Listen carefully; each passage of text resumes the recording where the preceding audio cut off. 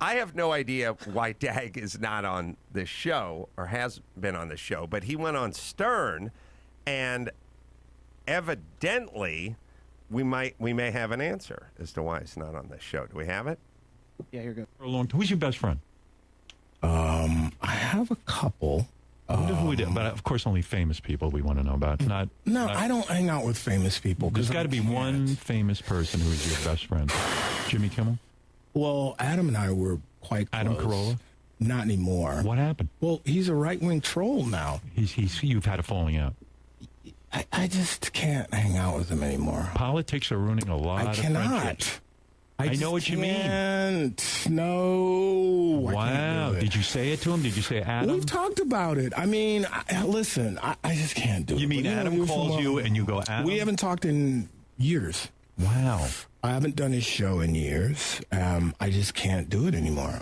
Because of the politics. Yeah, but, go do your thing. I just don't want to be a part of it. It's not like, we had a big fist fight, but no. What do you mean? You don't want the wall? No, I do not. I don't. No, You don't think that's the answer to all our problems? I really don't. You really don't? Really don't. I'm shocked by that. Not a fan of Trump's. Didn't vote for him. But, this is me. But Yeah. I'll put it like this. I was online one time, and this guy was like, "You suck. I used to be a fan. You used to be fucking funny. Stay out of politics. Shoot jokes." And my response was, "We don't agree. But we can still be friends, right. But we don't agree." And the guy was like, "No one ever said that to me. You should be like David." I mean, I guess they're not used to humanity. Why can't you and Adam be friends? That. You're not doing that. You're not. You're not practicing what you preach. Fuck no. Do you practice what you preach? Absolutely not. Especially not on Twitter. I'm a big phony. Yeah. All right. Well, that's very controversial. A big breakup between you and Adam Carolla. Well, we wish him well. We wish him well. No ill feeling, but right. Well, go your own way.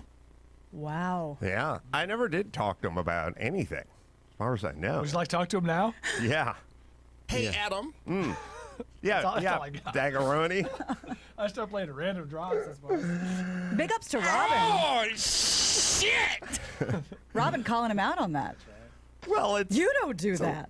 Well, it is weird to say we'll just agree to disagree and we can still be friends. And, moments after you said we don't talk, Adam and I don't. We're not friends anymore. Yeah. Slightly disingenuous. So would that prompt you in any way to reach out and be like, "Hey man, what's up?" Or now you got your answer and we all move on? David Allen Wayans? No, I don't. I never really feel. Here's how I go through life. I assess from a distance, out of my own body, whether I did right or I did wrong, or I did somebody right or wrong, or I owe them an apology, or I owe them a conversation, or I owe them a something, and I assess it. And I'm, because of my bizarre childhood, I'm able to sort of stand next to me and assess me and my actions. Now, everyone thinks that's what they do. Right. That's what everyone thinks they do, and then you could say, well, that then you then are included in that group of people who think they do something they don't do. Everyone's good lawyers for themselves and judges for everybody else. Yeah, you watch enough of the Real Housewives of. Well put. Thank you. You watch enough Real Housewives of anything, and they all think they're the fair-minded, even How much is enough? How much is enough In the for Housewives? even as keeled ones, and they're all crazy and nuts and see things completely their own way. But I think that I am pretty good at going, well, what did I do? What did I do to whomever? Did I do anything to David Alan Grier directly? Did I say anything directly to him? Have we talked? When have I not been generous with him or magnanimous or invited him to do whatever it is I was doing? And I think I've always attempted to be a part of his life, and like if he was doing when we were doing Crank Anchors, I was like, oh, we got to get David Alan Grier on Crank Anchors. When there was a Super Bowl party, I was like, we got to invite David Alan Grier to the Super Party. When I found out he would go to like the Moto GT at Laguna Seca and watch the bikes, I'd be like, you should come to Laguna Seca for the weekend, for the car show and stuff. So I've never been overly generous, but I've always been very friendly and never had any ill will or any situation. You've always attempted to include. Yeah, and he's always been welcome on the show. I guess at a certain point, if you go hard enough and become, like what he said, like a right-wing troll, like maybe at a certain point, if you're on Twitter and you're going, we shouldn't be celebrating Martin Luther King's birthday. That's bullshit. Like, if you did that, then you'd go, all right, well, you're not directly reaching out to him, but maybe you're indirectly reaching out to him. So I suppose you could weigh that in, like go, well, let's see, what have you done in that department? My views have always been super consistent and family, dad stay around, raise kids, get to work. Everything's going to work out pretty good for the black community. Some people look at that as racist, but I don't know. I sort of look at the data, and I have this same... It's funny. Somebody said to me, like, well, of course, I think it was online over the weekend, but they're like, of course, you think your opinions are right, but like, how can you speak for the LGBT community, and how can you speak for the black community, and how can you speak for women and trans community? And I was like, just like a certified trainer says diet and exercise. Like, I don't ask if you're gay, if the client's gay, or if they're black or Hispanic. I just go diet and exercise. I would argue this Change your diet slightly. sort of the opposite of racism, which is like, I just have a set of rules, which is get to work, raise your kids, get educated. In terms of our society, well, actually any society, there's just a way to become successful. It's like, don't have kids, get married later, have kids later, get your career going, stay cool, dad, stick around, raise kids. All stuff I've always been pretty consistent about. But I guess you could look at that as some form. Well, I guess now that's a kind of a racist statement, although it never used to be. And also, Loveline was exclusively white people calling. We never. I don't know what the demo was, but I mean, For the most part, yeah. it was over 90%, right? Well, it's the kind of stations that was carried on, the K-Rocks of the world. How to, Yeah. demo. Well, What are you trying to say, Brian? No, for White people love K-Rock. whatever reason, it was well over 90% white listening and well over 90% phoning in. I mean, well over. Yeah, I'd accurate? say so. Yeah. Okay. Certainly for the phone-ins. I can't say for the it's listeners. the same. But yeah. Certain people I talked to for several years. Yes, and probably listening as well. So I gave them the same advice I would give anybody from any community, which is stop having the kids so young. Dads raise the kids. Focus on your education. This is the exact same thing for a decade talking to white people. Don't get pregnant, I'm making air quotes, was sort of the de facto sign-off for most of the people that called in. Like, all right, good talking to you. Don't get pregnant. Right. Whitey. Yeah. But just, the people, who But who are like the at risk nutritionist, or, the same thing applies. Easy on the carbs. It just applies to all groups. So that was kind of my approach. But I don't think the right-wing trolls is kind of weird. But okay. But so in terms of Dag, so I guess I could reach out to him and attempt to fix things. This counts. But This is good enough. well, maybe not this part. Don't burn any extra calories. But I don't know. I don't feel like I need to reach out to him and try to fix things because I don't feel like I broke things. I've always been around and open to having him on and socializing and doing whatever may be. So you guys' relationship, you just kind of faded away. Nothing in particular had you guys say, we're done. I don't think it was an incident. I never talked to him. I never had anything. But again, I don't always know. Like sometimes people, there are times when there's an incident in somebody's head, but it's not in your It head. gets a little stuck in there. Anyone who's been married will probably can tell you that there are many incidents that you're totally unaware of. And so maybe there is an incident.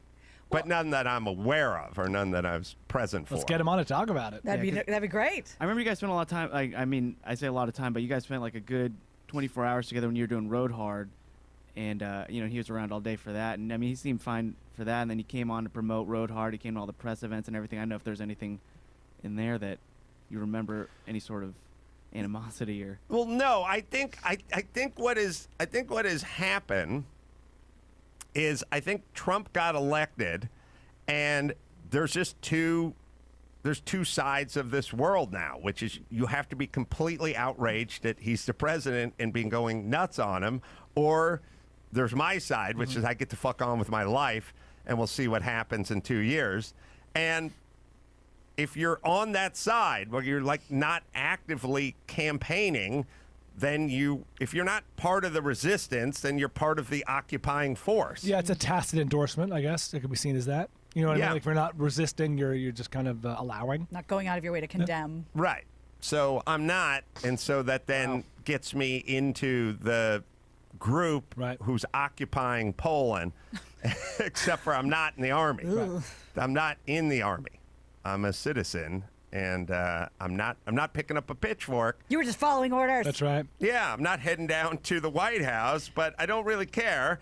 And I've been on the record many times by saying nobody's going to change your life. Presidents are going to come and go. Politicians are going to come and go. I don't like many of them, but they're not going to change your life. Your job is to focus on your little constituency, which is your family, your neighborhood, your community.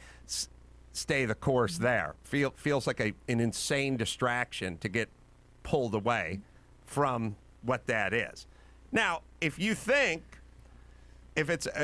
really think that the president, in this case Trump, or whomever becomes president or whatever, is basically doing what Hitler did in Poland in 1939, then you should go out and do it. I don't think that.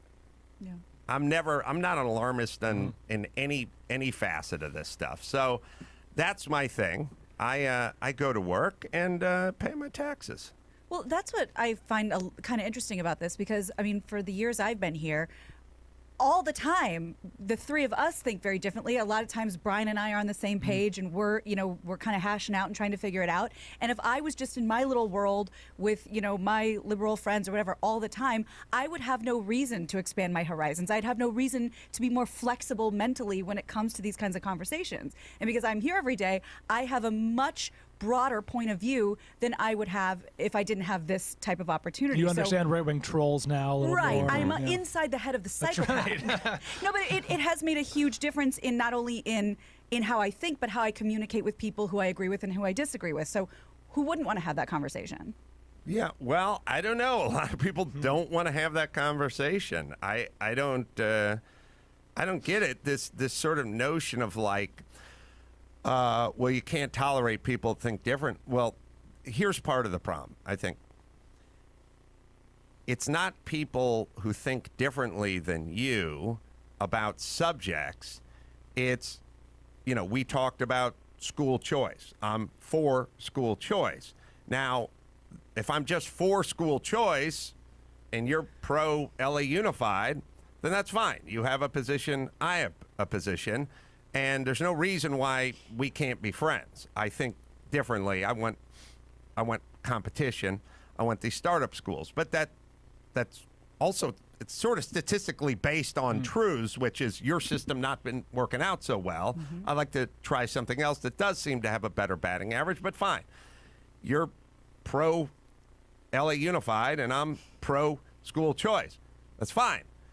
But when you label me anti-kid, now Adam Carolla. I'm a bad person, Right. and now we don't need to be friends. So I'm no longer school choice. I'm against kids and against teachers. And the guys against kids and against teachers, well, then no reason to ever be friends with that guy. Right. He's anti-whatever. And when I'm explaining that I want kids to eat breakfast because I want their parents to make the breakfast because I don't want them pulled into the system and eating the slop. Easy and you do the anti-children and thinks kids should go hungry.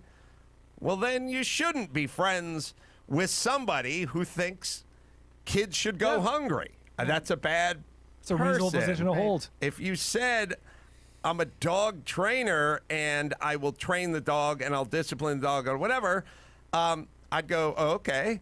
And if you, and now not me, not my dog, not Phil, he does whatever Phil wants. That's how we set it up. But if I turn what you did into canine abuse, well, then I wouldn't be friends with someone who abused dogs. Right.